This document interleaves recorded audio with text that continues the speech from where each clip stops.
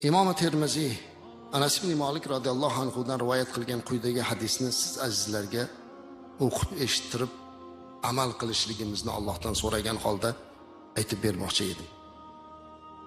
Ida aradallohu bi abdihi al-khayr. Agar Alloh deyaptilar payg'ambarimiz alayhi salatu vassalam. Agar Alloh qaysi bir bandaga yaxshilikni ravo ko'rsa, ajjala lahul uqubata fid dunya.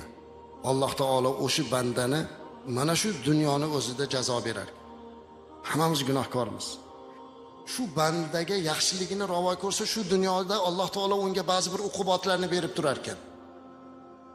Kimni yomon ko'rsa, bu dunyoda har qancha holati bo'lsin, unga uqubat bermasdan narigi dunyoda jazosiga saqlab qo'yar ekan, Alloh saqlasin.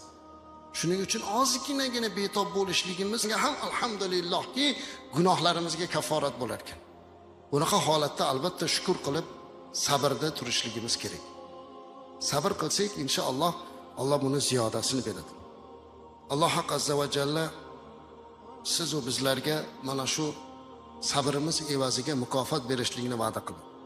Qur'oni Karimda ko'p aytamizki, mana istirjo kalimasini aytamiz. Inna lillahi va inna ilayhi roji'un. Hammamiz Allohnikimiz, hammamiz Allohga qaytamiz. Mana shu eng mo'minlarni har qanday musibat yetganda tinchlantiradigan istirjo kalimasi. Inna lillahi va inna ilayhi roji'un. Hammamiz Allohnikimiz, hammamiz Allohga qaytamiz.